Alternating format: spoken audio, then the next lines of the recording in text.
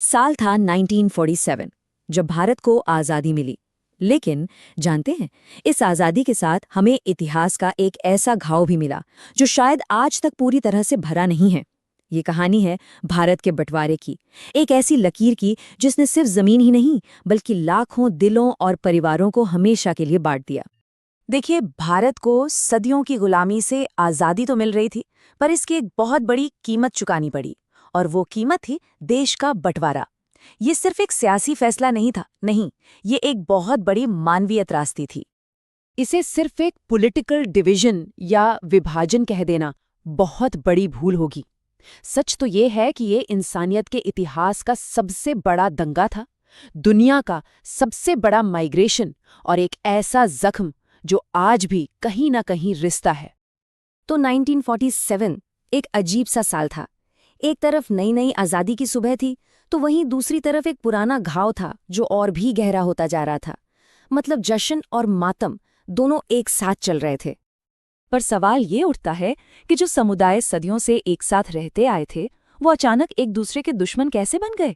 इसका जवाब 1947 में नहीं है। नहीं, इसकी जड़ें कई दशक पहले बोए गए बंटवारे के बीजों में छिपी हैं।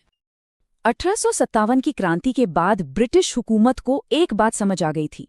उन्होंने एक बहुत ही, कह सकते हैं, चालाक नीति अपनाई। डिवाइड एंड रूल, यानी बांटो और राज करो। मकसद बिल्कुल साफ था, हिंदू और मुस्लिम समुदायों के बीच एक दरार पैदा करो और भारत पर अपनी पकड़ मजबूत बनाए रखो। और इस पॉलिसी का असर भी बहुत गहरा हुआ। इसने मुस्लिम लीग और हिंदू महासभा जैसे धार्मिक राजनीतिक दलों को पनपने का मौका दिया। फिर अंग्रेजों ने एक और दांव खेला। उन्होंने सेपरेट इलेक्टोरेट्स यानी अलग निर्वाचन क्षेत्र लागू कर दिए। इसका मतलब ये हुआ कि अब लोग एक नागरिक की तरह नहीं बल्कि अपने धर्म के नाम पर वोट देंगे। बस यहीं से भारतीय राजनीति में हम बनाम वो का जहरीला खेल शुरू हो गया। तो जैसे जैसे ये धार्मिक पहचान राजनीतिक होती चली गई, एक नया विचार जड़ पकड़ने लगा कि हिंदू और मुसलमान असल में दो अलग अलग राष्ट्र हैं और दोनों को अपने अपने अलग देश की जरूरत है। इसी को कहा गया द्विराष्ट्र सिद्धांत। और फिर आया वो पल, 1940 का लाहौर प्रस्ताव।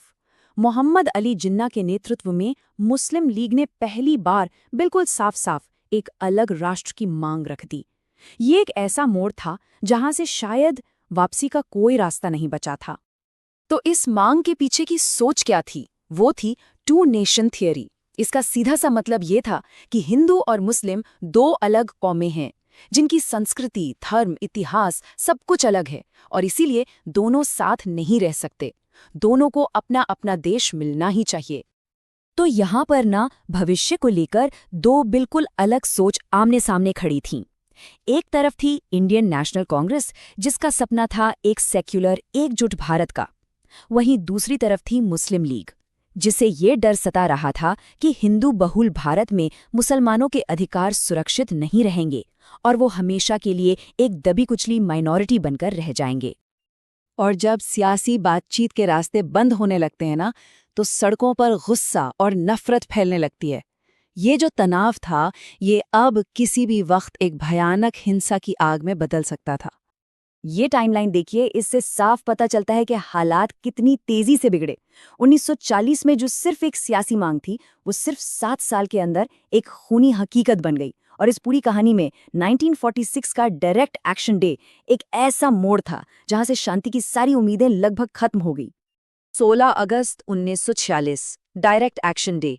ये एक पॉलिटिकल प्रोटेस्ट के तौर पर शुरू हुआ था, लेकिन कलकत्ता की सड़कों पर ये देखते ही देखते भयानक दंगों में तब्दील हो गया।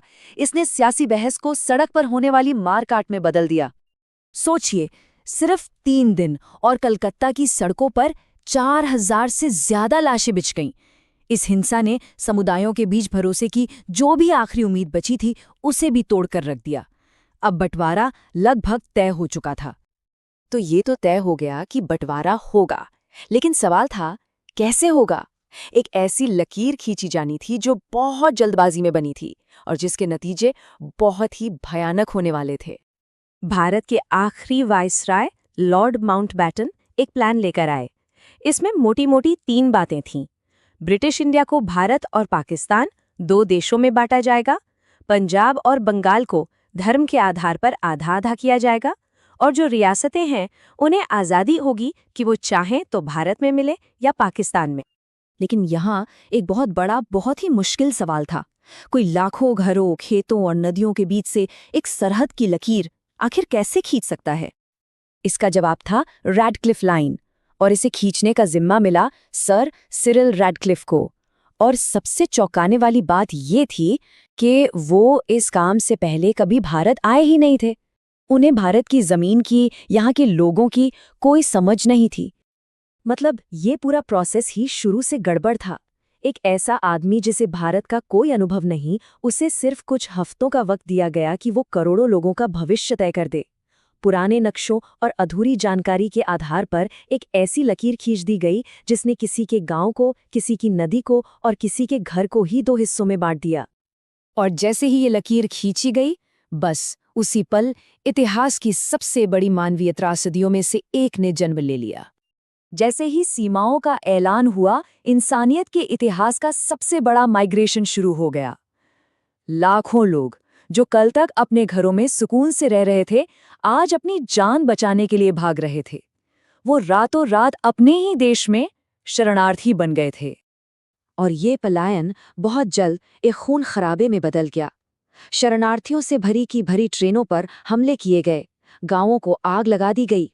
खासकर पंजाब और बंगाल में हिंसा अपने चरम पर थी, जहां सदियों से साथ रहने वाले पड़ोसी एक दूसरे की जान के दुश्मन बन बैठे थे। तो आखिर में ये कहानी हमें एक बहुत बड़े सवाल पर लाकर छोड़ देती है कि जब एक लकीर किसी मुल्क को बांटती है तो वो उसके लोगों के साथ क्या करती है। ये सिर्फ जमीन का बंटवारा नहीं था, नहीं, ये दिलों का, यादों का और रिश्तों का बंटवारा था, जिसकी परछाई आज भी हमारे साथ है।